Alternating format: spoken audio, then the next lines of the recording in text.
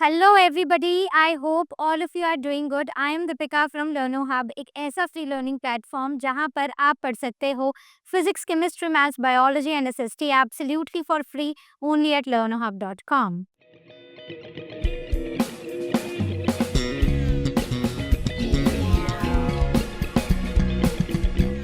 आज हम स्टार्ट करने जा रहे हैं आईसीएससी क्लास 6 केमिस्ट्री का फर्स्ट रिवीजन चैप्टर, और चैप्टर का नाम है एलिमेंट्स, कंपाउंड्स एंड मिक्सचर्स। तो चलो शुरू करते हैं एक क्विक रिवीजन के साथ और उसके बाद कुछ प्रैक्टिस क्वेश्चन सॉल्व। ये जो स्लाइड आप देख रहे हो ये हमारे चैप्टर का बेसिक है, मतलब ये फाउंडेशन है। और यहाँ पर हम डिस्कस करने जा रहे हैं अपने आसपास की चीज़ें। हमारे आसपास क्या है? हवा है, पानी है, लकड़ी है, पेड़ पौधे हैं, एनिमल्स हैं, नमक है, चीनी है, चाय पत्ती है, राइट? तो ये सारी चीज़ें कहलाती हैं सब्सटेंसेस, यानी कि वो चीज़ें which have matter in them. Matter means all those substances which have some mass and they occupy some space. तो अब ये कैसे भी हो सकते हैं? ये प्योर भी हो सकते हैं, ये इम्प्योर भी हो सकते हैं। प्योर मतलब जो चीजें एक फिक्स्ड कॉम्पोजिशन की बनी होती हैं, राइट? कुछ होती हैं इम्प्योर चीजें जिनका कॉम्पोजिशन फिक्स्ड नहीं होता है। प्योर में आते हैं एलिमेंट्स और कंपाउंड्स, एलिमेंट्स जैसे कि मेटल्स, नॉन मेटल्स, और इम्प्योर में आते हैं मिक्सचर्स जिनकी एक डेफिनेट कॉम्पोजिशन नहीं होती है, वो बदलती रहती है, वेरिएबल होती है। तो अब हम इन्हीं सारी चीज़ों को सबसे पहले प्योर सब्सटेंसेस फिर इम्प्योर सब्सटेंसेस पे जाएंगे, इनको डिटेल में डिस्कस करेंगे, starting with the pure substances. तो प्योर सब्सटेंसेस में सबसे पहले आते हैं एलिमेंट्स। एलिमेंट्स यानी कि वो हमारे सब्सटेंसेस जो आइडेंटिकल एटम्स के बने होते हैं। ठीक है? तो जैसे ऑक्सीजन एक एटम है, हाइड्रोजन एक एटम है, से हीलियम एक एटम है, नाइट्रोजन एक एटम है, कार्बन एक एटम है। तो ये सारे जिस जो आइडेंटिकल एटम्स होते हैं जिनमें मतलब एक ही तरह के एटम्स होते हैं, they are the elements, right? Then हम इनको इनके सिंपलर फॉर्म में नहीं ब्रेक कर सकते। तो हम हाइड्रोजन को 2 हिस्सों में नहीं तोड़ सकते, हम हीलियम को 2 हिस्सों में नहीं तोड़ सकते हैं। ये जैसे हैं ये वैसे ही रहते हैं। इनमें हमारे पास 2 डिफरेंट टाइप्स हैं, मेटल्स एंड नॉन मेटल्स।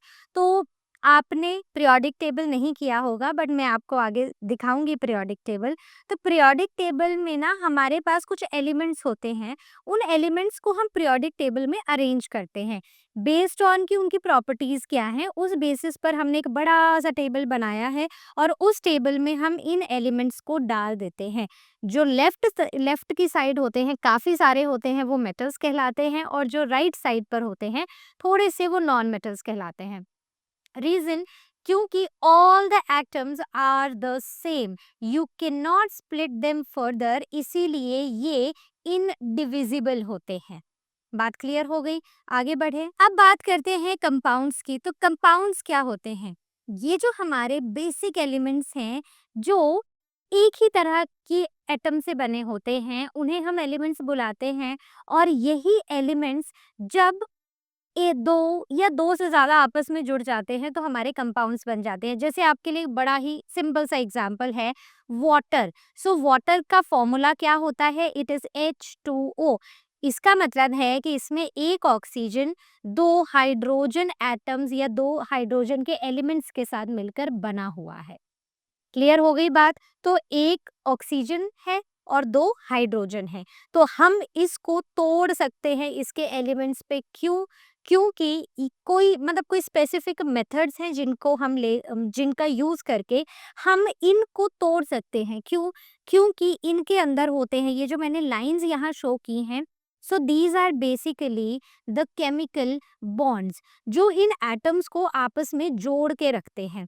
और अगर हम इन बॉन्ड्स को तोड़ने की कोशिश करें तो ये स्प्लिट हो जाते हैं और ये अपने मतलब बेसिक एलिमेंट में टूट जाते हैं। जैसे कि आप फ्रेंड्स हो, आपका बॉन्ड बहुत स्ट्रांग है, कोई तोड़ने की कोशिश करे तो कई बार हम ऐसे हो जाते हैं ना कि हाँ, ये बंदा तो सच ही बोल रहा होगा, राइट? तो वो जो बॉन्ड है ना, वो बॉन्ड को तोड़ने से हमें कंपाउंड से एलिमेंट्स मिलते हैं। अब डिपेंड करता है कि ये बॉन्ड कितने स्ट्रांग है, कितने वीक है, और कैसे हैं, उसके बेसिस पर अलग-अलग केमिकल मेथड्स का यूज़ करके इन बॉन्ड्स को तोड़ा जा सकता है। इसमें एक और एग्ज़ाम्पल मैंने यहाँ पर आपको दिया है, that is iron sulphide which is FeS। तो ये Fe यानी कि आयरन और S यानी कि सल्फर से मिलके बना है।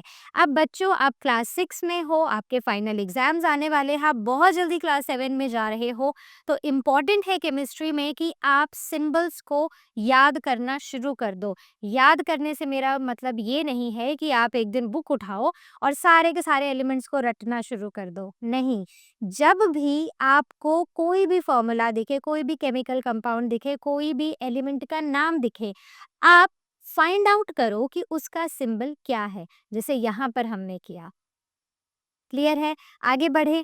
अब बात करते हैं मिक्सचर्स की। तो मिक्सचर्स क्या होते हैं? तो मिक्सचर्स बेसिकली ऐसे सब्सटेंसेस होते हैं जो दो या दो सब्सटेंसेस से, मतलब टू और मोर सब्सटेंसेस से मिलकर बने होते हैं। अब इनकी जो प्रोपोर्शन है ना, वो मिक्स्ड होती है। ये किसी भी प्रोपोर्शन में हो सकते हैं and substances retain their original property. अब होगा तो मिक्सचर, ठीक है? अब एक नमक को हमने चीनी में मिक्स कर दिया तो है तो मिक्सचर, नमक चीनी से निकालना पड़ेगा, लेकिन ये आपस में घुले नहीं हैं। मतलब डिसॉल्व नहीं हो गया है। तो यहाँ पर क्या है कि दोनों ही चीनी और सॉल्ट अपने-अपने प्रॉपर्टीज़ को रिटेन रखेंगे, प्रॉपर्टीज़ को खोने वाले नहीं हैं ये। जैसे कि आयरन और सल्फर का मिक्सचर है, तो इसमें आयरन की अपनी प्रॉपर्टीज़ रहेंगी और सल्फर की अपनी प्रॉपर्टीज़ रहेंगी। तो ये जो केमिकल बॉन्डिंग है ना, ये होगी ज़रूर, कहीं-कहीं हो सकती है, लेकिन जो सब्सटेंसेस हैं वो अपनी ओरिजिनल प्रॉपर्टीज़ को मेंटेन करके रखते हैं। अब यहाँ पर ये डिफरेंस आपके लिए ज़रूरी है, जैसे कि सबसे पहले है एलिमेंट्स। तो एलिमेंट्स में सारे ही आइडेंटिकल एटम्स होते हैं, राइट? कंपाउंड्स, कंपाउंड्स में ये एलिमेंट्स मिलकर कुछ एक नई चीज़ बना देते हैं। तो केमिकली हमारे एलिमेंट्स आपस में मिल जाते हैं। मिक्सचर्स, मिक्सचर्स वो सब्सटेंसेस हैं जो फिजिकली आपस में मिक्स होते हैं, केमिकली नहीं, बट फिजिकली आपस में मिक्स होते हैं, और यहाँ पर ये केमिकली मिक्स हो रहे हैं। क्लियर हो गया? दूसरा, एलिमेंट्स को ना आप फर्दर नहीं ब्रेक डाउन कर सकते सिंपलर में, लेकिन कंपाउंड्स को हम कुछ केमिकल मीन्स के थ्रू इनको तोड़ा जा सकता है इनके अलग-अलग एलिमेंट्स में।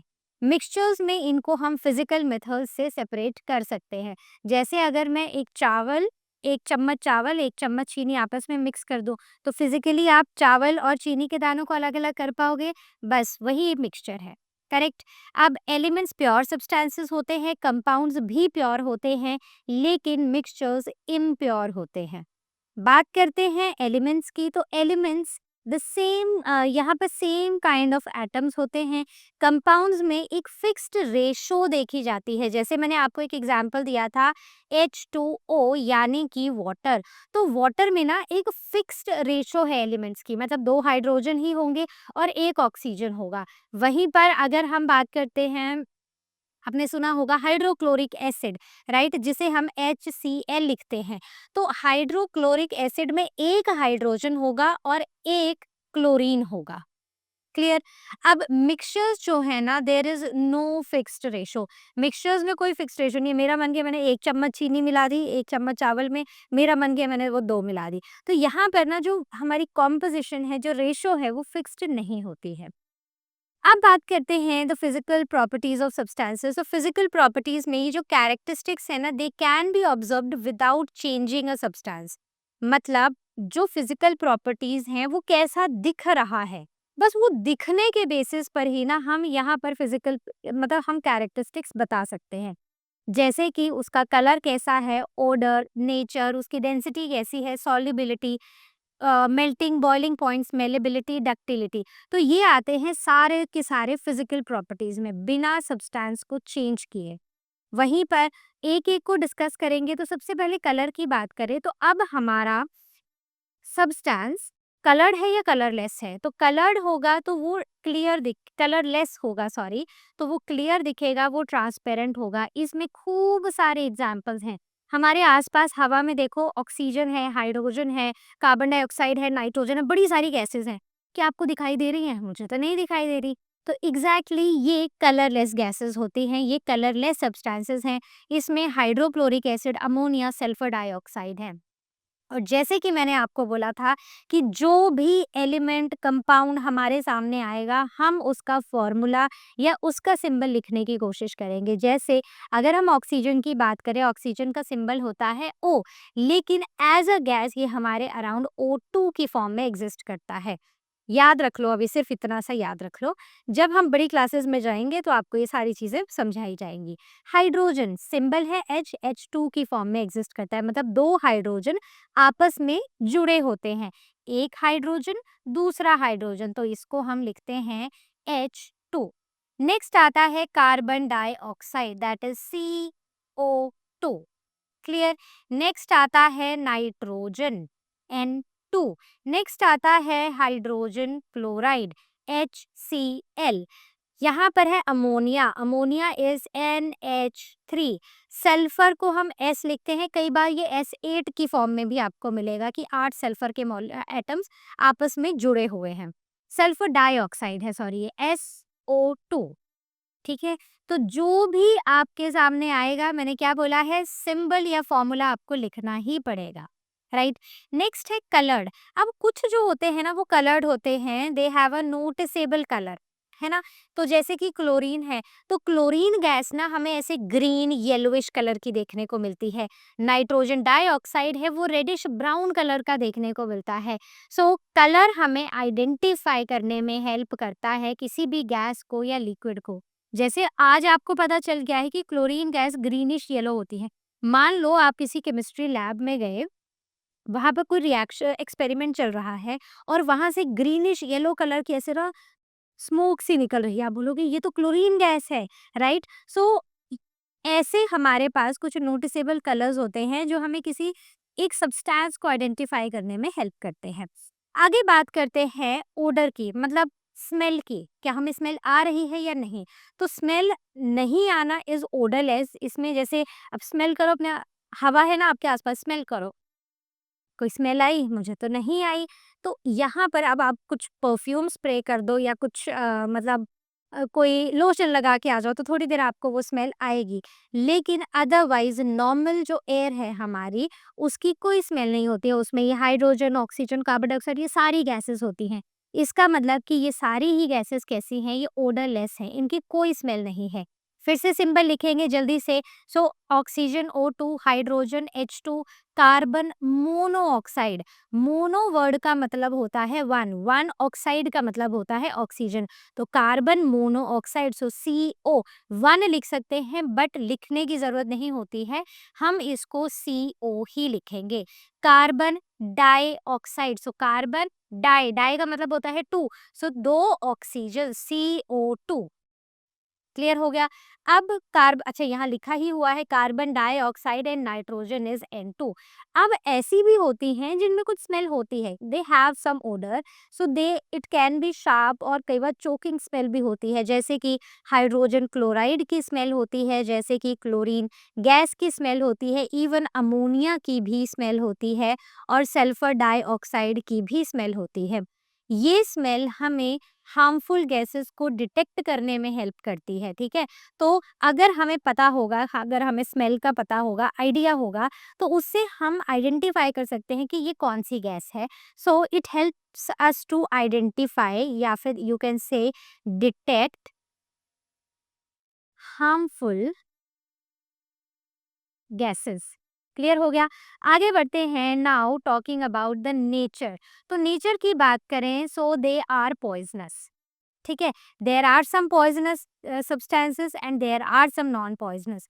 सो पॉइजनस, अगर पॉइजनस को इनहेल कर लिया जाए तो वो हार्मफुल होते हैं। इनके एग्जांपल्स हैं जैसे chlorine, right, sulphur dioxide, ammonia is again poisonous, carbon monoxide is poisonous. मैं आपको यहाँ पर एक छोटी सी बात बताती हूँ, आपने सर्कुलेटरी सिस्टम में भी ये पढ़ा होगा कि अगर हम एक ऐसे कमरे में बैठे हैं जहाँ हमने अंगीठी जलाई है, आपको पता है अंगीठी क्या होती है? तो जब बहुत ठंड हो जाती है जो बच्चे नॉर्थ इंडिया में रहते हैं उनको पता होगा, आजकल तो हीटर्स आ गए हैं। बट अदरवाइज़ क्या होता है कि पहले क्या हुआ करता था, एक ऐसे आयरन का एक बनी हुई होती थी, एक ऐसे स्क्वायर फॉर्म में अलग-अलग शेप्स में होती थी। उनमें कोयला डाला जाता था काले रंग का और उसको जलाया जाता था। ताकि आपका जो कमरा है ना वो गर्म रहे, लेकिन उसके लिए ज़रूरी है वेंटिलेशन। अगर आप एक ऐसे कमरे में सो गए जहाँ कोयला जल रहा है और आपकी खिड़कियाँ बंद नहीं हैं, खिड़कियाँ मतलब खिड़कियाँ खुली नहीं हैं, बंद हैं, पूरी तरह बंद है, कोई वेंटिलेशन नहीं है, कोई क्रॉस वेंटिलेशन नहीं हो रही है, सो देयर आर चांसेस कि ये कार्बन डाइऑक्साइड जो उस प्रोसेस से, जो कोयले के जलने से कार्बन मोनोऑक्साइड गैस बन रही है, वो अब हम इन्हेल करने लग जाएँगे और हमें पता भी नहीं चलेगा, हम सफोकेट हो जाएँगे और हम मर जाएँगे। तो जो हमारा हीमोग्लोबिन होता है, इसकी ऑक्सीजन के लिए एक अफ़िनिटी होती है, मतलब ये अट्रैक्ट करता है ऑक्सीजन को, इसको बड़ा पसंद है ऑक्सीजन। लेकिन अगर इसके सामने कार्बन मोनोऑक्साइड आ जाए, तो ये ऑक्सीजन को भी भूल जाता है। तो ये इस कार्बन मोनोऑक्साइड को अपनी तरफ अट्रैक्ट करने लग जाता है। बात क्लियर हुई? सो इससे इसका क्या मतलब है? इसका मतलब ये है कि ऑक्सीजन से भी ज़्यादा कार्बन मोनोऑक्साइड की अफ़िनिटी है टुवर्ड्स हाइड्रोजन और ये हमारे लिए पॉइज़नस है। अगर हम इसको इन्हेल करेंगे तो हमारा ब्लड ऑक्सीजन नहीं, अब कार्बन मोनोऑक्साइड ट्रांसपोर्ट करने लग जाएगा। क्लियर हो गया? नेक्स्ट, कुछ नॉन पॉइज़नस भी होती हैं which are like safe to inhale. इसमें है ऑक्सीजन, बहुत इंपॉर्टेंट है हमारे लिए, hydrogen, carbon dioxide, nitrogen and hydrogen chloride. तो ये गैसेस जो है ना, it they I mean this helps us to, कैसी गैस है उसका पॉइजनस है, नॉन पॉइजनस है, ये हमें डेंजरस और नॉन डेंजरस गैसेस को आइडेंटिफाई करने में भी हेल्प करती हैं। आगे बात करते हैं डेंसिटी की। तो बच्चों एक बात मैं आपको यहाँ पर क्लियर कर देती हूँ, ये 2 बॉक्सेस मैं बना रही हूँ, बस ये समझ लो कि ये आइडेंटिकल हैं, शेप में, साइज़ में, सब कुछ। अब एक ऐसा डब्बा है जिसमें मैंने 5 कैंडीज़ मतलब 5 बनाना बड़ा देर लग जाएगी, चलो 2 कैंडीज़ डाली हैं और एक है जिसमें मैं डाल देती हूँ अ, से 3 राइट या से 4 कैंडीज़, करेक्ट? अब डेंसिटी जब भी हम टॉपिक पढ़ते हैं तो डेंसिटी ना हमेशा कंपैरिज़न में पढ़ी जाती है कि इसकी डेंसिटी ज़्यादा है, इसकी डेंसिटी कम है। तो मान लो कि ये है ए बॉक्स, ये है बॉक्स बी। जहां पर नंबर ऑफ पार्टिकल्स कम होंगे वो लेस डेंस कहलाएगा। इस केस में जहां नंबर ऑफ कैंडीज कम है, so this box is less dense. लेकिन जहां पर नंबर ऑफ पार्टिकल्स ज्यादा होंगे वो ज्यादा डेंस कहलाएगा, राइट? तो अगर मेरे पास ये 2 बॉक्सेस हैं, एक बॉक्स में थोड़े से पार्टिकल्स हैं और एक बॉक्स में, ये आइडेंटिकल बॉक्सेस हैं, ठीक है? इसमें खूब सारे पार्टिकल्स हैं, मतलब एकदम ऐसा भरा हुआ सा बॉक्स है। तो यहाँ पर हम बोलेंगे कि this box is less dense, right? And this one is more dense. Clear हो गया? अब कुछ गैसेस होती हैं या कुछ चीज़ें होती हैं जिनकी डेंसिटी कम होती है। जैसे अगर आपको याद हो तो हम एसएसटी में भी पढ़ते हैं, जो गर्म हवा होती है ना वो हल्की होती है, उसकी डेंसिटी कम होती है क्योंकि उसके मॉलिक्यूल्स, उसके अंदर जो पार्टिकल्स हैं वो एक दूसरे से काफ़ी दूर होते हैं। तो ये लेस डेंस होती है, लेस डेंस होने की वजह से ये हल्की होती है और ये ऊपर की तरफ चली जाती है। जैसे हमारी हवा में हाइड्रोजन लाइटेस्ट गैस है और ये ऊपर की तरफ चली जाती है। वहीं पर दूसरी है दैट इज़ अमोनिया। अब आती हैं कुछ हेवियर देन एयर, जो एयर से बहुत हेवी हैं, वो नीचे की तरफ को बैठती हैं, जैसे कि कार्बन डाइऑक्साइड, क्लोरीन और सल्फर डाइऑक्साइड। तो ये एग्जाम्पल्स हैं, जब आप पढ़ते जाओगे, रिकॉल करते जाओगे तो आपको याद हो जाएंगे। उसके बाद वो gases where the density is almost as heavy as air, मतलब जितनी हवा की डेंसिटी है उतनी ही उनकी डेंसिटी है। So nearly the same density, जैसे कि oxygen, carbon monoxide, nitrogen and hydrogen chloride. Clear हो गया? तो ये चीज़ ना हमें डेंसिटी, जो फिजिकल प्रॉपर्टी है उसमें डेंसिटी भी एक बहुत इंपॉर्टेंट प्रॉपर्टी है और हमें कहाँ पर कौन सी गैस, कोई एक ऐसा एरिया है आपका, जैसे आप कोई एक्सपेरिमेंट कर रहे हो, उसमें ऊपर आई हाइड्रोजन, फिर ऑक्सीजन और नीचे या फिर से हाँ, ऑक्सीजन और नीचे आ गई कार्बन डाइऑक्साइड। तो इससे हमें क्या पता चलेगा कि सबसे ऊपर कौन सी है? Hydrogen, it is the lightest gas, lighter than air. फिर आती है ऑक्सीजन, जिसकी हवा के बराबर ही डेंसिटी है, और सबसे नीचे आती है कार्बन डाइऑक्साइड, जो एयर से भी हेवियर है। अब बात करते हैं सॉल्युबिलिटी इन वाटर, क्या वो पानी में सॉल्युबल है या नहीं है? अगर वो हाईली सॉल्युबल है, so it mix easily with water, वो पानी के साथ ना काफ़ी इजीली मिक्स हो जाती है, जैसे कि हाइड्रोजन क्लोराइड, अमोनिया और सल्फर डाइऑक्साइड।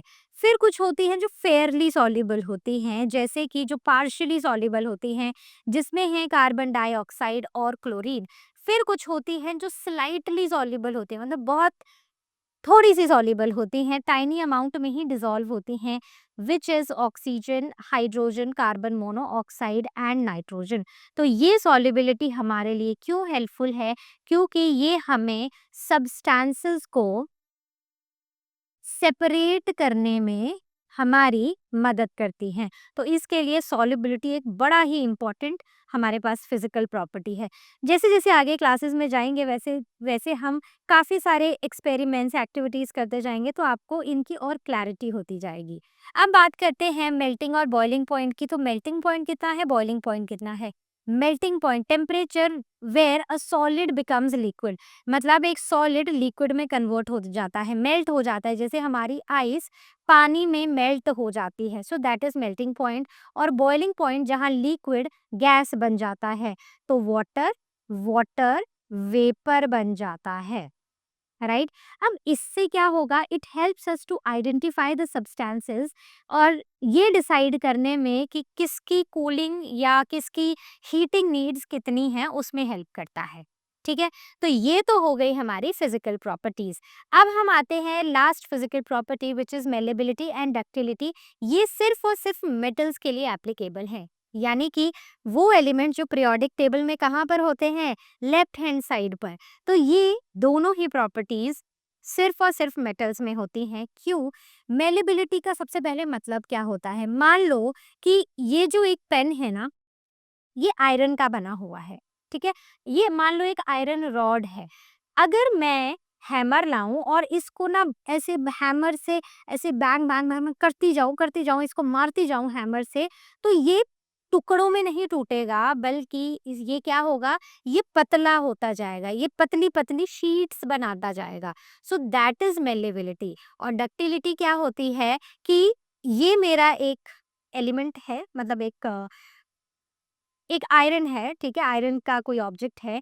अगर मैं इसको ऐसे को स्ट्रेच करती जाऊं, तो ये स्ट्रेच ही होता जाएगा, ये टूटेगा नहीं, बल्कि ये थिन वायर्स में लंबा लंबा लंबा होता जाएगा, ड्रॉ होता जाएगा। So that is ductility. So malleability is the ability to be hammered into thin sheets, and ductility is ability to be drawn into wires. तो मेलेबिलिटी में बहुत इंपॉर्टेंट, आपके मम्मी या आपके पापा ने भी कोई रिंग, कोई कुछ तो पहना होगा, राइट। सो गोल्ड, गोल्ड सबसे मेलेबल मेटल है। सो इसका सिंबल होता है AU, silver AG, aluminium AL। तो देखो, गोल्ड की ज्वेलरी बनती है, सिल्वर की ज्वेलरी बनती है। अगर मान लो हैमर से मारने पे ये टूट जाते होते, या फिर ये पतली पतली शीट्स या वायर्स नहीं बना पाते, तो क्या ये मेलेबल होते? नहीं होते। और एल्यूमिनियम, एल्यूमिनियम फॉइल्स हम यूज करते हैं, although they are said to be very toxic, और अब काफ़ी कम हो गया है इनका यूज़। लेकिन अगर ये मेलेबल नहीं होते, तो क्या हम इतनी पतली पतली शीट्स इनसे बना सकते थे? बिल्कुल भी नहीं। आगे बात करते हैं डक्टिलिटी की। तो डक्टिलिटी मतलब हम उसको पतली पतली वायर्स में ड्रॉ कर पाएँ। सो एग्जाम्पल जैसे कि कॉपर है और एल्यूमिनियम है। तो हमारे आसपास जो वायरिंग होती है, आपने कॉपर की वायर्स देखी होंगी, एल्यूमिनियम की वायर्स देखी होंगी, तो ये डक्टाइल होती हैं, इसीलिए हम इनको क्या कर सकते हैं, इसीलिए हम इनसे पतली पतली शीट्स और वायर्स बना सकते हैं। करेक्ट। अब बात करते हैं नेक्स्ट इम्पॉर्टेंट टॉपिक की, दैट इज एलिमेंट्स। तो एलिमेंट्स प्योर सब्सटेंसेस होते हैं जो एक तरह के एटम से बने होते हैं और हम उनको सिंपलर सब्सटेंसेस में नहीं तोड़ सकते बाय एनी फिजिकल और केमिकल मेथड। और मेनली इनको 4 कैटेगरी में डिवाइड किया जाता है। कौन कौन से हैं? Metals, non metals, metalloids and noble gases. ठीक है, सारे एटम्स सेम होते हैं, ऑल एटम्स आर सेम, और ये स्प्लिट नहीं हो सकते हैं। अब ये वो पीरियोडिक टेबल आया जिसकी मैं इतनी देर से बात कर रही थी। सो this is the periodic table. अब आगे बात करते हैं यहाँ पर कि जो मैं metals, non metals, metalloids, noble gases बोल रही हूँ, वो हैं कहाँ पर। तो देखो, मैंने बोला था कि लेफ्ट हैंड साइड पर ना मेटल्स हैं और खूब सारे हैं। तो यहाँ से लेकर ऑलमोस्ट यहाँ तक ये जो है ना, ये सभी क्या हैं? These are all metals. इसके सिवा ये आते हैं हमारे नॉन मेटल्स, राइट। और ये वाली जो ब्राउन वाली लाइन आप लास्ट में देख रहे हो, these are noble gases, correct. और मेटलॉइड्स, मेटलॉइड्स बेसिकली ये वाली लाइन होती है। ये जो आपको लाइन, जो मैंने एलिमेंट्स को ऐसे मार्क किया ना लाइन से, so these are the metalloids. तो आपको क्लियर हो गया, लेफ्ट हैंड साइड पे है मेटल्स, राइट हैंड साइड पे है नॉन मेटल्स, और नॉन मेटल्स के बिल्कुल एक्सट्रीम राइट में एक लास्ट कॉलम बना हुआ है, these are the noble gases, जिन्हें हम इनर्ट गैसेस भी बुलाते हैं। और मेटल्स और नॉन मेटल्स के बीच में एक ऐसी जिगजैग सी लाइन है जो मेटलॉइड्स हैं। क्यों मेटलॉइड्स हैं? क्योंकि ये बीच में है मेटल्स के और नॉन मेटल्स के। इनकी प्रॉपर्टीज कभी मेटल्स के जैसी हैं, कुछ नॉन मेटल्स के जैसी है, मतलब इनकी प्रॉपर्टीज मिक्सचर है मेटल्स और नॉन मेटल्स का, इसलिए हम इन्हें मेटलॉइड्स बुलाते हैं। आगे बढ़ते हैं एलिमेंट्स। एलिमेंट्स का जो सबसे बेसिक यूनिट है that is atom. Atom, it is the smallest particle of an element. किसी भी एलिमेंट का सबसे छोटा पार्टिकल होता है एटम। और एटम कभी भी इंडिपेंडेंटली एग्जिस्ट नहीं कर सकता लंबे टाइम के लिए। और एटम डिविजिबल होता है, जैसा आज हम जानते हैं। किसमें? आपने नाम जरूर सुना होगा, आपने सुना होगा इलेक्ट्रॉन्स, प्रोटॉन्स और न्यूट्रॉन्स के बारे में, राइट। तो बस ऐसे ही डिवाइडेड होता है, ये मैं आपको बताऊंगी। तो ये जो अरेंजमेंट है ना पार्टिकल्स का, ये डिसाइड करता है कि हमारे एलिमेंट की प्रॉपर्टीज क्या होंगी। आगे बढ़ते हैं, talking about the structure of the atom. तो जैसे मैंने आपको बताया कि सबसे बीच में क्या होता है, ये जो आप ना बीच में देख रहे हो centre, so this centre is basically the nucleus. इसे हम न्यूक्लियस बुलाते हैं। न्यूक्लियस के अंदर होते हैं positively charged protons and neutral, मतलब जीरो चार्ज वाले न्यूट्रॉन्स। ठीक है, और ये जो आप साइड में बाहर बाहर ऐसे सर्कल्स में नेगेटिव साइन देख रहे हो, दीज आर द इलेक्ट्रॉन्स। और ये जो सर्कल आपको दिखाई दे रहे हैं, ये एक्चुअली इमेजिनरी सर्कल्स हैं और इन्हें हम ऑर्बिट्स बुलाते हैं। ये वो ऑर्बिट्स होते हैं, जैसे आपको सोलर सिस्टम पता है ना, तो हमारे जो प्लैनेट्स हैं ना, वो सन के अराउंड ऐसे ऑर्बिट्स में घूमते हैं, फिक्स्ड ऑर्बिट्स में, राइट। तो वो इमेजिनरी ऑर्बिट्स हैं। वैसे हम लाइंस ड्रॉ कर देते हैं, लेकिन वो है तो इमेजिनरी। वैसे ही ये लाइंस नहीं होती हैं, ये इमेजिनरी ऑर्बिट्स होते हैं और हर इलेक्ट्रॉन अपने ऑर्बिट में घूमता है। बस यही चीज़ यहाँ पर लिखी है। So the structure of an atom, so they contain nucleus, जो सेंटर होता है, और इनके ऑर्बिट्स जिन्हें हम शेल्स भी बुलाते हैं, वो न्यूक्लियस के आसपास होते हैं। इनमें इलेक्ट्रॉन्स होते हैं which are negatively charged and they revolve around the nucleus. ठीक है, जैसे कि आयरन का अगर कोई एलिमेंट है, तो आयरन के एलिमेंट में सिर्फ आयरन होगा। ठीक है, सिर्फ आयरन के एटम्स होंगे। वहीं पर अगर कहीं सल्फर है, तो सल्फर में सिर्फ सल्फर होगा, कोई और नहीं होगा सल्फर एलिमेंट में। अब यहीं पर जैसे मैंने आपको बताया था कि we have elements, metals, non metals, metalloids and noble gases. तो सबसे ज्यादा नंबर में, मतलब जो सबसे ज्यादा है नंबर में, वो है मेटल्स। उसके बाद नॉन मेटल्स अराउंड 11 होते हैं।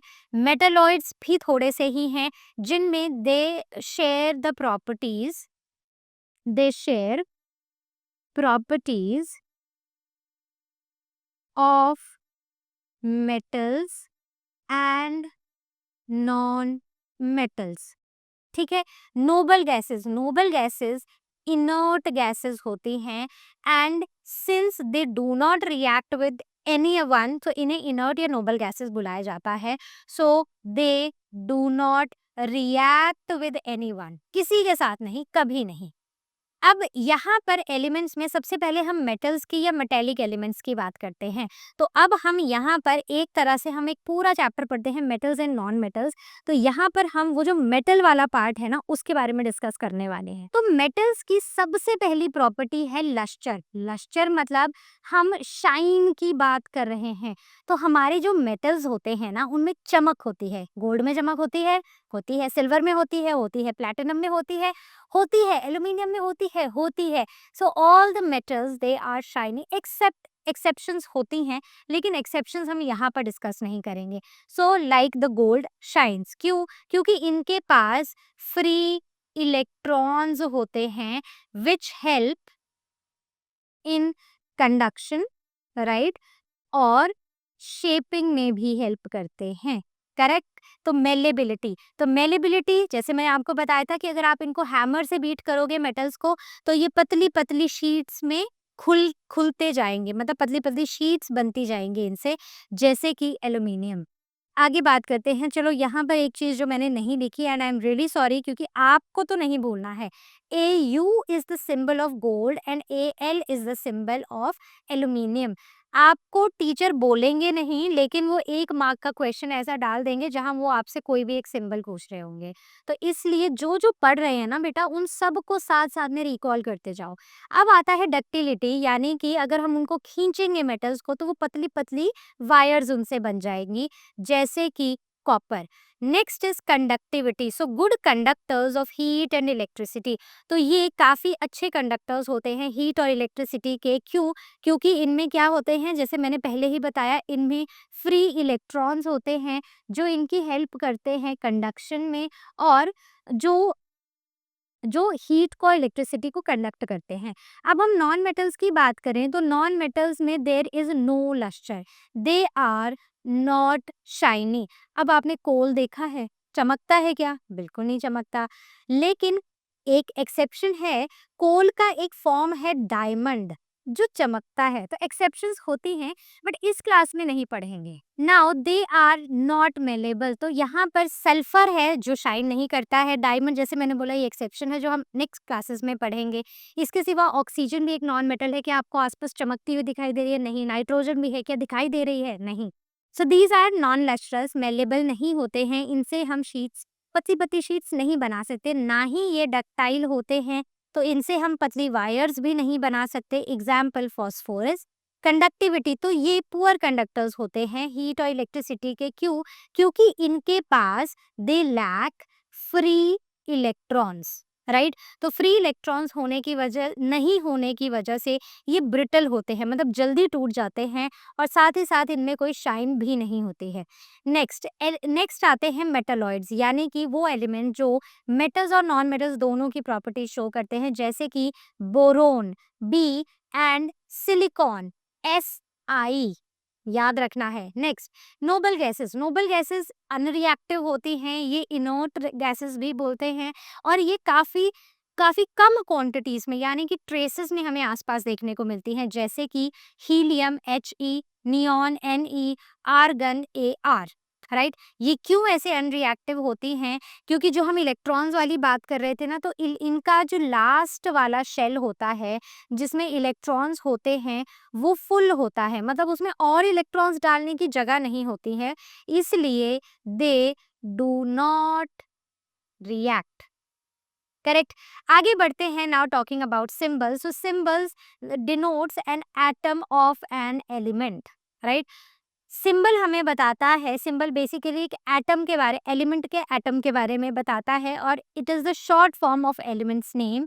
जैसे कि ऑक्सीजन का है O, तो ये इसकी एक शॉर्ट फॉर्म है. Then it distinguishes one element from the another. अब जैसे ऑक्सीजन का O है, नाइट्रोजन का N है, हीलियम का He है, लेकिन हाइड्रोजन का सिर्फ H है. तो ये डिफरेंशिएट कर रहे हैं, तो हमें हर बार हाइड्रोजन पूरा या हीलियम पूरा लिखने की जरूरत नहीं है, हम सिंबल से बता सकते हैं, सिंबल से पता लगा सकते हैं. So it is a characteristic of that element only, मतलब ये शेयर्ड आइडेंटिटी नहीं है, ये अलग अलग आइडेंटिटीज है, जैसे sulphur is S and silicon is S I, तो दोनों के सिंबल्स अलग अलग हैं, राइट। और ये सिंबल्स हमें केमिकल रिएक्शंस लिखने में बहुत आसानी कर देते हैं। अब बात करते हैं यहाँ पर रिप्रेजेंटेशन ऑफ सिंबल्स, तो किसने दिए थे? सबसे पहले जॉन डाल्टन ने 1807 में ही सजेस्टेड फिगरेटिव सिंबल्स, मतलब जिनमें पिक्चर जैसे सिंबल्स हों। Example hydrogen, nitrogen, oxygen, phosphorus और सल्फर के लिए दिए थे। लेकिन कितने पिक्चर्स बनाओगे यार आप तो थक जाओगे पिक्चर्स बना बना के। तो ये मेथड डिस्कार्ड कर दिया गया क्योंकि ये डिफिकल्ट भी था और इम्प्रैक्टिकल भी था। उसके बाद आए बर्जीलियस 1814 में, जो एक मॉडर्न सिस्टम लेकर आए, जिन्होंने इंट्रोड्यूस किया एक सिंबल सिस्टम जिसे आज भी हम यूज करते हैं। तो उनका पहला मानना ये था कि सबसे पहले हम फर्स्ट लेटर लेंगे एलिमेंट के नाम से, जैसे हाइड्रोजन से एच लिया, कार्बन से सी लिया, सल्फर से एस लिया, नाइट्रोजन से एन लिया। प्रॉब्लम क्या थी कि कुछ ऐसे एलिमेंट्स थे जिनके नाम के सिंबल, अब इस सिर्फ 26 एलिमेंट्स तो नहीं है ना, बहुत सारे एलिमेंट्स हो गए। तो इसलिए अब यहाँ पर ये प्रॉब्लम आना शुरू हो गई कि अब कॉमन सिंबल्स होने लग गए। तो फिर उन्होंने क्या किया कि चलो अब हम दूसरा लेटर लेते हैं। तो जैसे हीलियम में एच ई डाल दिया, hydrogen is just H, carbon में सिर्फ सी है, कोबाल्ट में सी ओ है, और कॉपर में सी यू है। So this is copper. ठीक है, दोनों में सी ओ है ना, लेकिन copper is C U, cobalt is C ओ।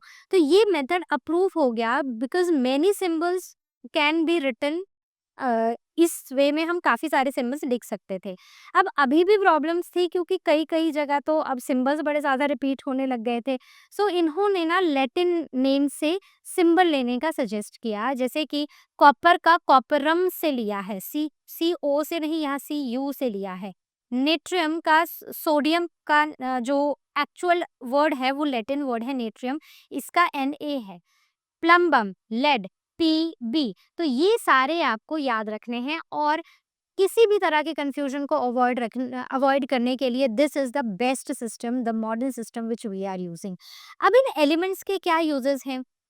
काफ़ी सारे आपको पता भी होंगे, आपने सुने भी होंगे, जैसे कि एल्यूमिनियम एल, इससे एल्यूमिनियम फॉयल बनती है। आयरन Fe, ये स्टील मशीनरी में बहुत ज़्यादा यूज़ होता है।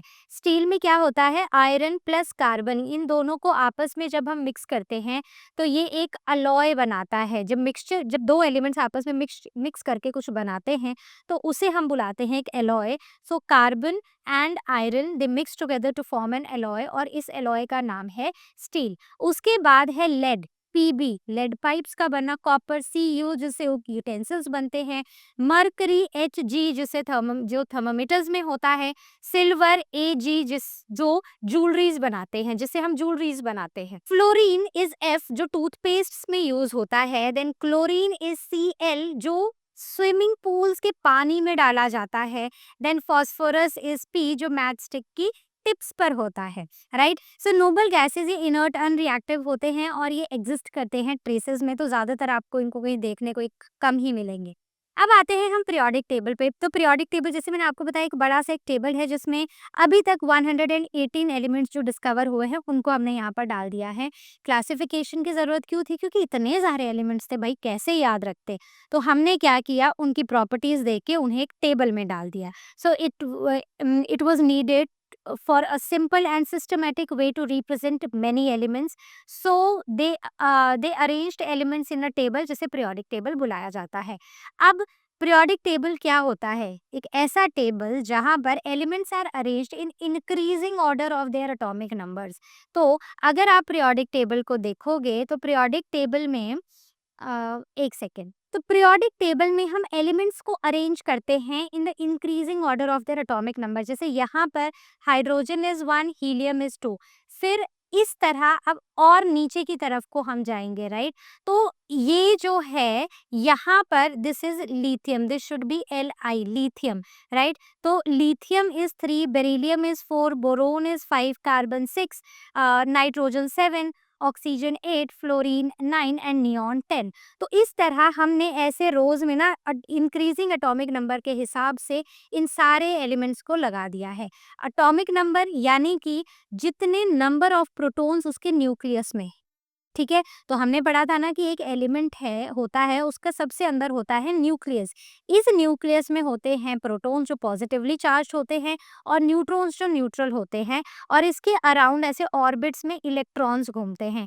तो हम क्या देखते हैं, हम देखते हैं नंबर ऑफ प्रोटॉन्स या फिर नंबर ऑफ इलेक्ट्रॉन्स, क्योंकि जब भी हम एक एलिमेंट की बात करते हैं तो एक एलिमेंट हमेशा इलेक्ट्रिकली न्यूट्रल होता है, न्यूट्रॉन तो वैसे ही न्यूट्रल है। तो इस एटम को न्यूट्रल रखने के लिए हमें क्या चाहिए कि number of protons number of electrons के बराबर हो। ठीक है, बात क्लियर हुई। तो यहाँ पर एटॉमिक नंबर क्या होता है, it is the number of protons और electrons in an atom. And जो एटॉमिक नंबर है वो डिसाइड करता है कि उस एलिमेंट की पोजीशन पीरियोडिक टेबल में क्या होगी। तो एग्जैक्टली यहाँ पर this is Li lithium, right. So this is how we have arranged these elements. Now coming on to some example, जैसे कि हाइड्रोजन H है। सो हाइड्रोजन इसका एटॉमिक नंबर है 1। इसका मतलब है इसमें सिर्फ एक प्रोटॉन है, क्योंकि इलेक्ट्रिकली न्यूट्रल है तो इसमें इलेक्ट्रॉन भी एक ही होगा, राइट। और इसीलिए हमने इसको सबसे पहली जगह पर रखा है। दूसरा है हीलियम He, इसे लिख दो H। तो यहाँ पर इसका एटॉमिक नंबर है 2। इसका मतलब इसमें नंबर ऑफ प्रोटॉन्स होंगे 2 और नंबर ऑफ इलेक्ट्रॉन्स भी कितने हैं, 2 हैं। तो इसे हमने सेकंड प्लेस पर रखा है। बस ऐसे ही सारे एलिमेंट्स को हमने रखा है। अब आते हैं हम मॉलिक्यूल्स पर। तो मॉलिक्यूल्स कब बनते हैं, मॉलिक्यूल्स तब बनते हैं जब कुछ एटम्स आपस में मिलते हैं। अब वो एटम्स सेम भी हो सकते हैं, जैसे मैंने आपको बोला था ना कि ऑक्सीजन एटम है, लेकिन एक ऑक्सीजन दूसरे ऑक्सीजन के एटम से मिलता है और वो O2 के फॉर्म में एग्जिस्ट करता है।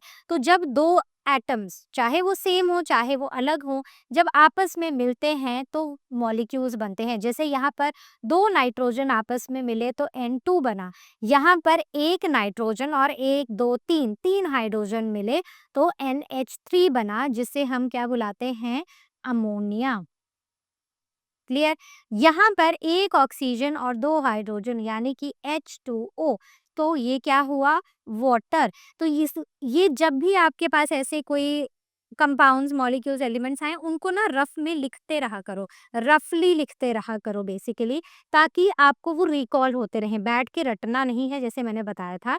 सो दो ऑक्सीजन के एटम्स O2। तो मॉलिक्यूल जो होते हैं ना, ये किसी भी सब्सटेंस का सबसे छोटा पार्ट होते हैं जो हमें उसकी प्रॉपर्टी शो करते हैं। अब बात करते हैं एटॉमिसिटी की। तो एटॉमिसिटी का मतलब होता है कि एक मॉलिक्यूल में, वन मॉलिक्यूल में कितने नंबर ऑफ एटम्स प्रेजेंट हैं, यानी कि क्या उसमें एक एटम है, क्या उसमें दो एटम्स हैं। जैसे कि हीलियम में सिर्फ एक ही एटम है, क्यों, क्योंकि वो किसी के साथ रिएक्ट नहीं करता, ना अपने साथ ना किसी और के साथ। तो यहाँ पर सिर्फ एक ही एटम है, तो इसे हम मोनो, इसकी एटॉमिसिटी क्या है, मोनो एटॉमिक, और इसकी एटॉमिसिटी है 1। वहीं पर नाइट्रोजन में दो हैं तो इसकी एटॉमिसिटी है 2, ये डाई एटॉमिक है। यहाँ पर है O3। O3 is ozone. तो ओजोन लेयर पता है ना हमें, स्ट्रेटोस्फेयर में जो हमें अल्ट्रावायलेट रेस से बचाती है, एग्जैक्टली वही है। ऑक्सीजन इज O2, ठीक है। तो ये मैंने आपको डिफरेंस समझाने के लिए लिखा है। सो O3 इज ट्राई एटॉमिक, क्योंकि इसमें 3 एटम्स हैं। वैसे ही carbon dioxide is also tri atomic, क्योंकि इसमें भी 3 एटम्स हैं। उसके बाद आते हैं पॉली एटॉमिक, मतलब जिनमें 3 से ज़्यादा एटम्स हैं, जैसे कि अमोनिया। तो अमोनिया में एक नाइट्रोजन है और बाकी क्या है, बाकी 3 हाइड्रोजन है। तो इसकी एटॉमिसिटी क्या हो गई, इसकी एटॉमिसिटी हो गई 3। यहाँ पर एटॉमिसिटी 4, यहाँ एटॉमिसिटी 3 और यहाँ है एटॉमिसिटी 2, राइट। तो अब एलिमेंट्स जो है ना वो नेचुरली ही एग्जिस्ट करते हैं, मतलब एक दूसरे के साथ मिले हुए हैं नेचुरली ही। क्यों, क्योंकि उनको ना स्टेबल रहना है। तो स्टेबिलिटी, कई जगह वो अकेले ही काफ़ी खुश हैं, काफ़ी स्टेबल हैं, लेकिन कई बार ना वो अकेले रहना नहीं चाहते तो वो किसी और से शादी कर लेते हैं, तो फिर वो स्टेबल हो जाते हैं, राइट। तो ये जो कॉन्सेप्ट है, आई होप आपको समझ आ गया। अब आते हैं कंपाउंड्स में। तो कंपाउंड्स भी प्योर सब्सटेंसेस होते हैं जो दो या दो से ज़्यादा डिफरेंट एलिमेंट्स से बने होते हैं, और ये एलिमेंट्स केमिकली कंबाइंड होते हैं एक फिक्स्ड प्रोपोर्शन में।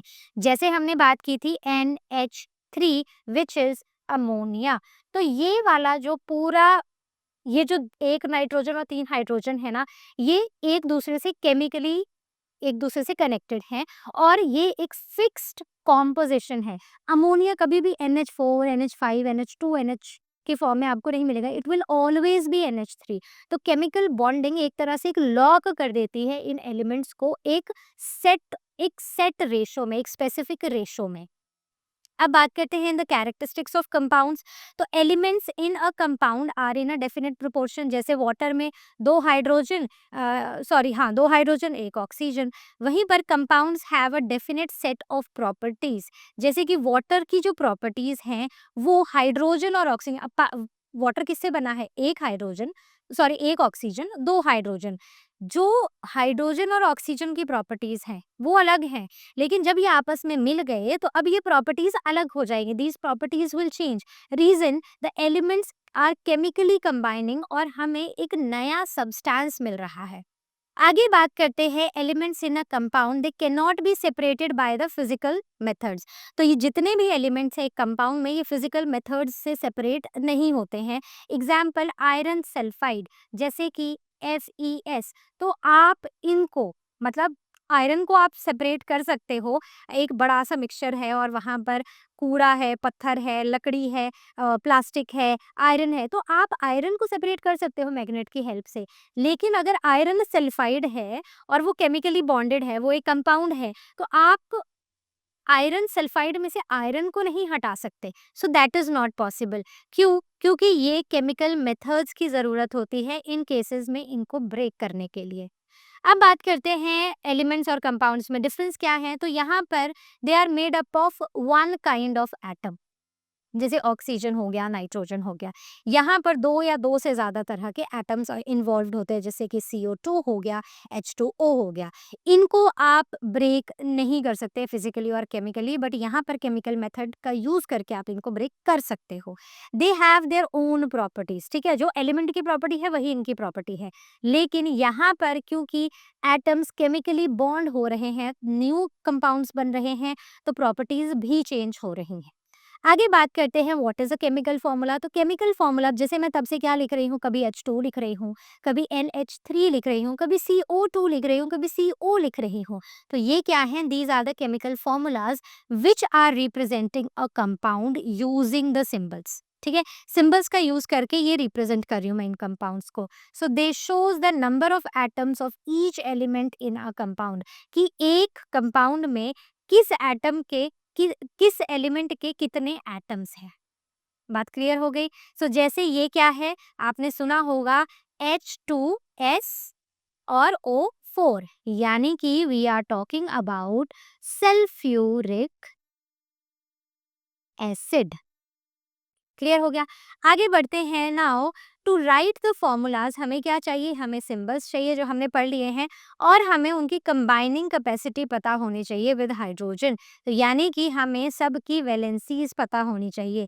वैलेंसी के हिसाब से ही कंबाइनिंग कैपेसिटी होती है, और उसी हिसाब से एक, अब जैसे वाटर है तो वाटर में 1 हाइड्रोजन आएगा कि 2 हाइड्रोजन आएगा, वो डिपेंड करता है उनकी कंबाइनिंग कैपेसिटी पर। ठीक है, आगे समझोगे अभी आपने समझा ही हुआ है। जैसे कि यहाँ पर हाइड्रोजन और क्लोराइड है, हाइड्रोजन और क्लोरीन है, तो हाइड्रोजन की वैलेंसी भी 1 है और क्लोरीन की वैलेंसी भी 1 है। एक एटम और एक एटम आपस में मिलकर एक नया कंपाउंड बना रहे हैं। आगे बढ़ते हैं वाटर, जैसे कि वाटर, ठीक है, तो वाटर में यहाँ पर ऑक्सीजन की वैलेंसी 2 है और हाइड्रोजन की वैलेंसी 1 है। तो इसका मतलब ऑक्सीजन एक रहेगा, लेकिन एक ऑक्सीजन के साथ 2 हाइड्रोजन के एटम्स आ जाएंगे। करेक्ट? अब वैलेंसी क्या है? जैसे मैंने आपको बताया, कंबाइनिंग कैपेसिटी। अब जैसे जैसे आप प्रैक्टिस करोगे ना बच्चों, वैसे वैसे आपको वैलेंसीज याद होती जाएंगी।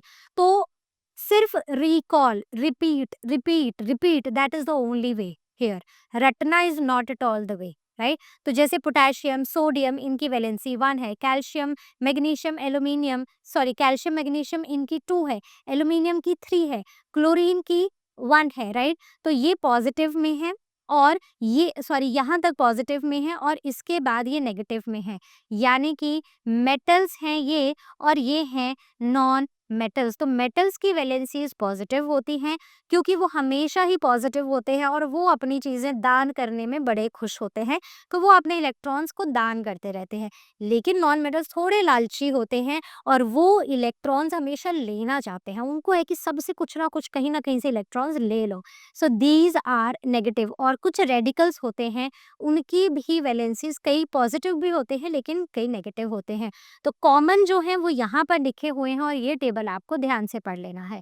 नाउ केमिकल रिएक्शंस, क्या होते हैं केमिकल रिएक्शंस? केमिकल रिएक्शंस मतलब ऐसे रिएक्शंस जो हमें बताते हैं कि जब हमने कुछ मिक्स किया तो हमें क्या मिला। यानी कि जैसे मैं लिखती हूँ एक सिंपल सा form, A B reacted with each other and C was formed, तो दिस इज अ एक केमिकल रिएक्शन जिसे मैंने ऐसे सिंपली एक आपको शो किया है।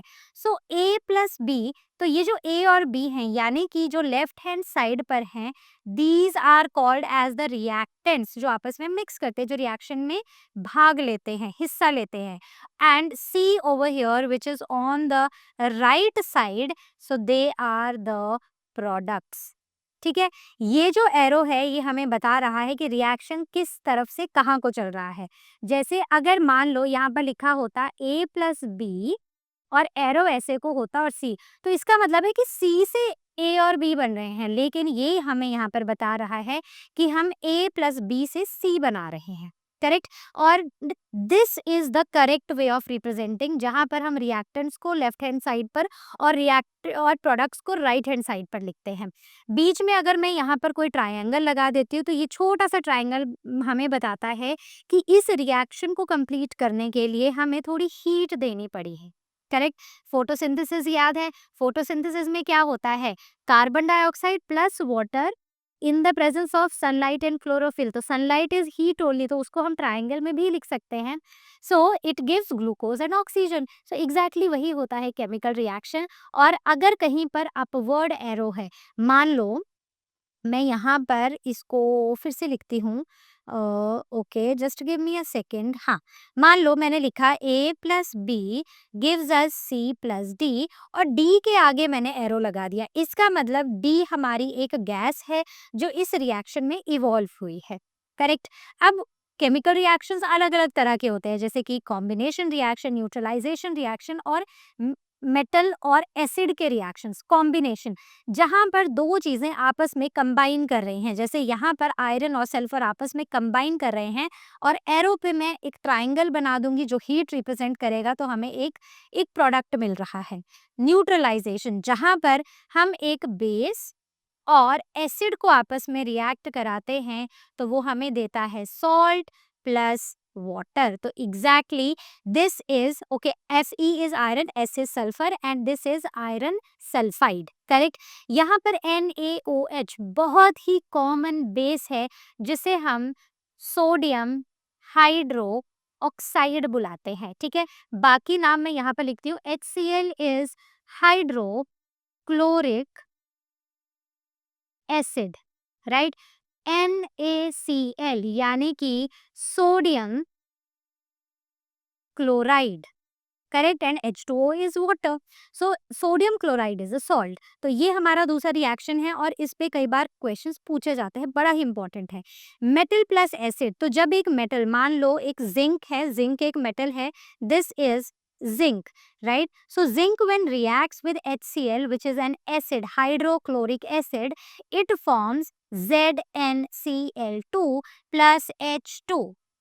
ठीक है, तो H2 के आगे मैं ऐसे लगाऊंगी विच शोज दैट यहाँ हाइड्रोजन गैस बनी है और हाइड्रोजन गैस यहाँ से इवॉल्व हो गई है। तो जब भी मेटल और एसिड आपस में रिएक्ट करते हैं तो सॉल्ट बनता है और हाइड्रोजन गैस रिलीज होती है।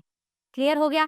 आगे बढ़ते हैं। Now talking about the mixtures. Okay, एक इम्पॉर्टेंट चीज़ जो मैं आपको यहाँ बता देना चाहती हूँ, मेरा एक स्टूडेंट है, क्लास 7 में है और रिसेंटली जब मैं उसकी क्लास कर रही थी, स्वयं क्लास, तो बच्चे ने मुझे बताया था कि उसके एग्जाम में क्वेश्चन आया था जिसमें उसे बोला था कि इनमें से कौन से रिएक्शंस को बैलेंस करने की ज़रूरत है। तो उस बच्चे ने ये नहीं देखा कि वो वर्ड इक्वेशंस, और वर्ड इक्वेशंस को हम बैलेंस नहीं करते हैं। जैसे अगर मैं यहाँ पर base plus acid plus salt plus water लिख दूँगी, तो इसको मुझे बैलेंस करने की ज़रूरत नहीं है as per the law of conservation of mass, right? लेकिन जब हम इनको ऐसे स्ट्रक्चर्ड फॉर्म में लिखते हैं, सिंबल्स का यूज़ करके लिखते हैं, तो हमें इन रिएक्शंस को बैलेंस करना पड़ता है, and now this equation is balanced. Correct. अब बात करते हैं मिक्सचर्स की। सो मिक्सचर्स इम्प्योर होते हैं और ये दो या दो से ज्यादा एलिमेंट्स और कंपाउंड्स के बने होते हैं। कंपोनेंट्स मैकेनिकली मिक्स्ड होते हैं, कोई केमिकल बॉन्डिंग नहीं होती है। जैसे शुगर और चावल हमने आपस में मिक्स कर दिए, ठीक है, सूखे सूखे चावल सूखी sugar. So it can be mixed in any proportion, right? किसी प्रोपोर्शन में आप इसको मिक्स कर सकते हो। अब एग्जाम्पल्स क्या हैं? जैसे एलिमेंट प्लस एलिमेंट, आयरन और सल्फर को बस एक साथ डाल दिया, हमने कोई हीट ट्रीटमेंट कुछ नहीं दिया, तो ये आपस में रिएक्ट नहीं करेंगे। बात क्लियर हुई? सो this is a mixture. Compound plus compound, जैसे कि पोटेशियम क्लोराइड यानी कि KCl जब वाटर के साथ रिएक्ट करता है तो जो हमें मिलता है वो होता है हमारा कंपाउंड मिक्सचर।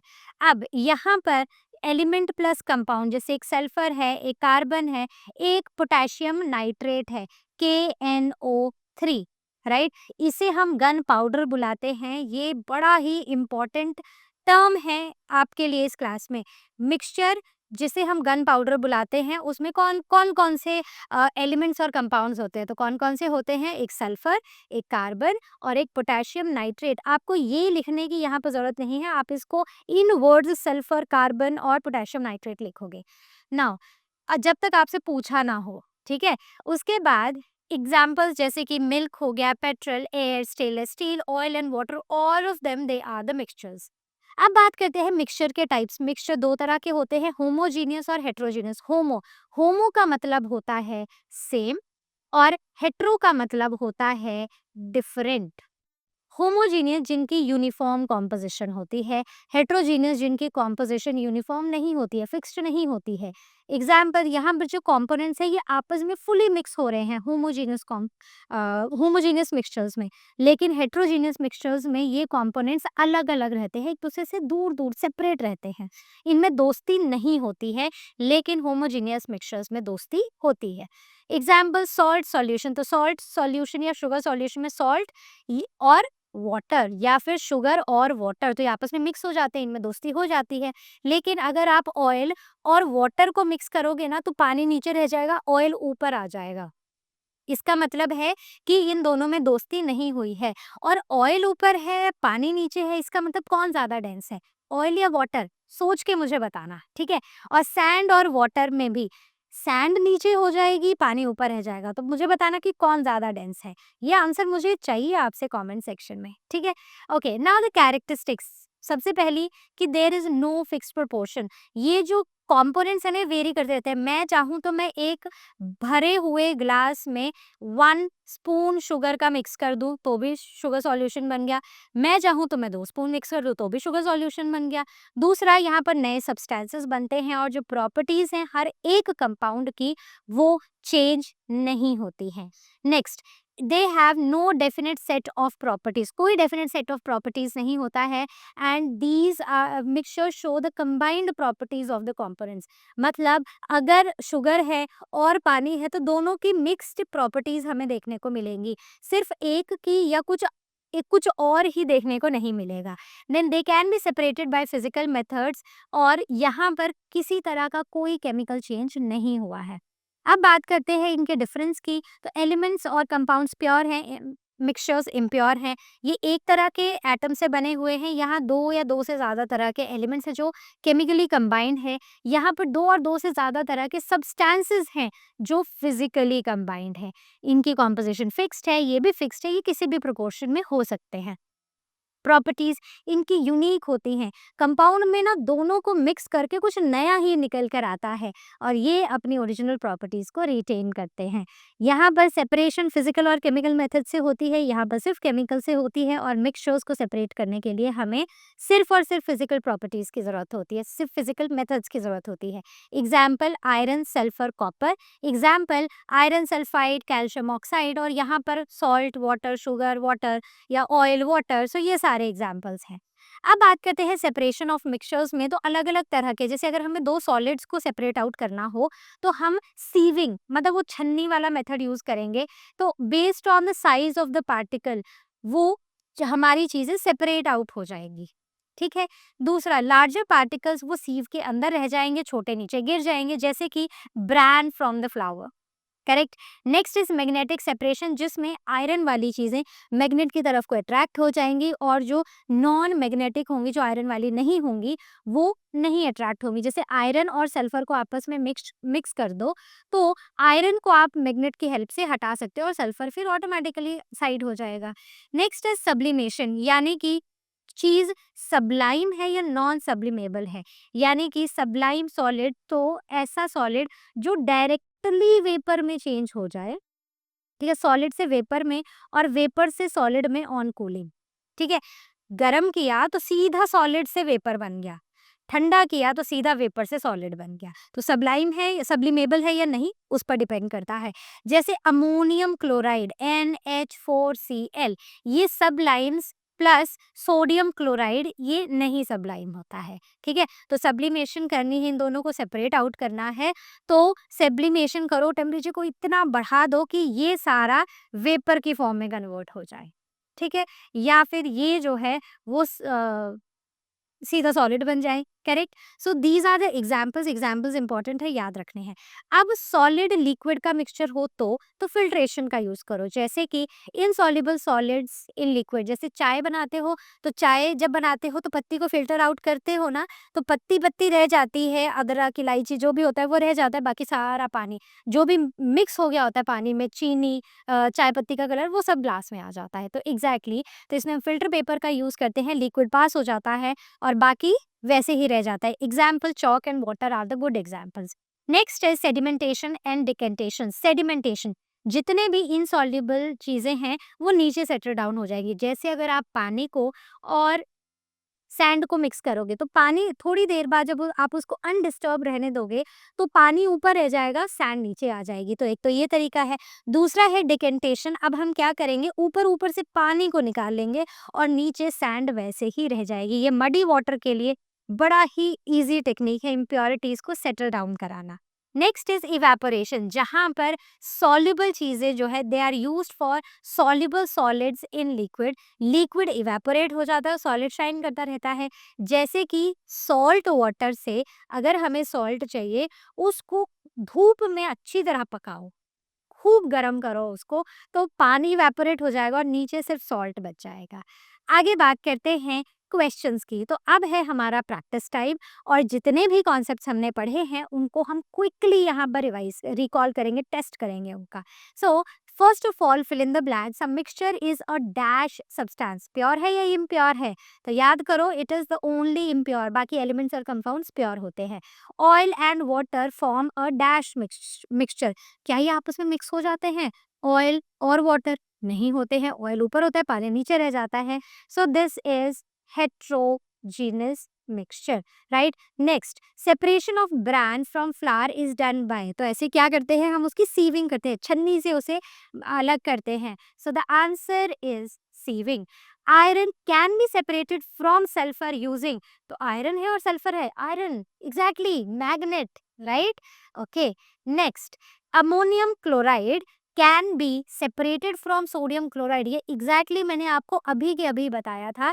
तो ये सब्लिमेबल होता है, ये सब्लाइम हो जाता है, सॉलिड से सीधा वेपर या वेपर से सीधा सॉलिड वाला जो कॉन्सेप्ट है। तो these can be separated by sublimation. Next, sedimentation में the dash solid settles down, insoluble solids settle down. Next, common salt क्या होता है? NaCl, यानी कि वो नमक जो हम खाते हैं, it is obtain from sea water by, तो सी वाटर को क्या है, हमें वाटर को इवेपोरेट करना है, सॉल्ट मिल जाएगा, तो it can be separated bye evaporation. तो लगा आपको कोई भी डिफिकल्ट? मेरी गारंटी है कि ध्यान से सुनोगे पढ़ोगे कुछ भी डिफिकल्ट नहीं है। Let us take some MCQs now. Which of the following is a homogeneous mixture? मतलब जो आपस में मिक्स हो जाते हैं। सैंड और वाटर होता है? नहीं। ऑयल और वाटर होता है? नहीं।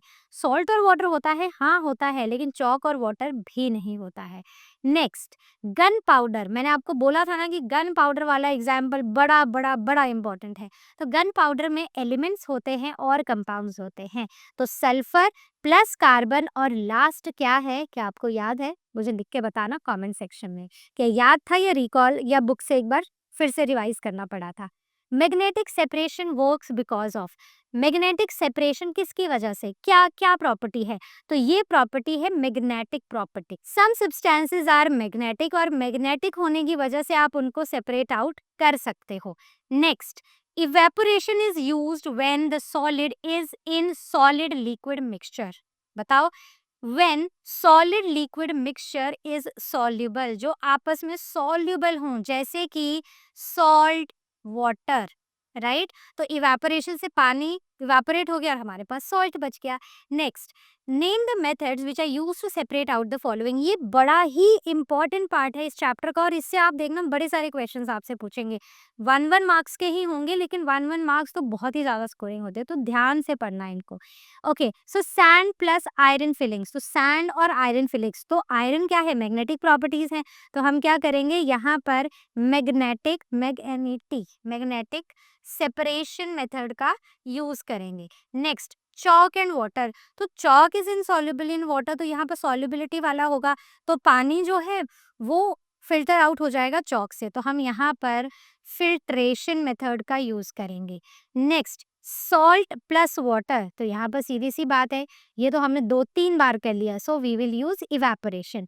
Next, ammonium chloride and sodium chloride, कौन सा था? सब्लिमेशन वाला, राइट? सो सब्लिमेशन, जहाँ पर अमोनियम क्लोराइड सब्लाइम हो जाएगा। राइस एंड स्मॉल स्टोन्स, तो ऐसे हैंड पिकिंग वाला मेथड है, या तो आप हैंड पिकिंग कर लो या तो आप सीविंग कर लो, तो ज़्यादा appropriate is hand picking, right? Sieving भी लिखोगे तो आपके टीचर मार्क्स नहीं काटेगी। So these are the true false, तो जल्दी से देखते हैं क्या है। A mixture always has a fixed proportion of components. तो मिक्सचर में हमेशा एक फिक्स प्रोपोर्शन होती है कंपोनेंट्स की, क्या ऐसा है? नहीं, मिक्सचर में नहीं होती है, एलिमेंट्स और कंपाउंड्स में होती है। Mixture do not form new substances. तो क्या मिक्सचर में नए सब्सटेंसेस नहीं बनते हैं? नहीं, क्योंकि वो केमिकली बॉन्ड नहीं होते हैं। चीज़ें जो सब्सटेंसेस है वो केमिकली बॉन्ड नहीं होती हैं। Filtration is used for soluble solid liquid mixture, ठीक है? फिल्ट्रेशन का यूज करते हैं और उससे जो सॉलिड लिक्विड का मिक्सचर होता है उसे हम अलग करते हैं। क्या ऐसा फिल्ट्रेशन करते हैं? उसके लिए फिल्ट्रेशन नहीं करते हैं। सॉल्युबल के लिए फिल्ट्रेशन नहीं करते हैं, इनसॉल्युबल के लिए करते हैं, जैसे कि ऑयल और वाटर, जैसे कि सैंड और वाटर, जैसे कि chalk and water. Next, iron fillings can be separated using a magnet. True. Sublimation is used for separating sublimable and non-sublimable solids. That is true. ठीक है, तो ये तो थे हमारे वो प्रैक्टिस क्वेश्चन जो हमें आज क्लास में करने थे, लेकिन अब आपके लिए है कुछ होम असाइनमेंट जो आपको रिलीजियसली हर चैप्टर के बाद करनी है। बुक के सारे क्वेश्चंस को भी सॉल्व करना है, और उसके बाद कोई डाउट रह जाता है या तो आस्क क्वेश्चन सेक्शन में पूछना है, या फिर लर्नो हब स्वयं के साथ क्लास को बुक करना है। तो ये हैं आपके कुछ क्वेश्चंस, सॉल्व करो और अपने डाउट्स जरूर पूछो। So this was all from our today session. I hope आपको समझ आ गया है, रिवीजन अच्छे से हो चुका है, क्वेश्चन प्रैक्टिस करने हैं, और डाउट होगा तो आपको पता है कहाँ आना है। So I see you next time with the next video. Till then all of you take care, and as you all know Learno Hub मतलब फ्री है पर बेस्ट है।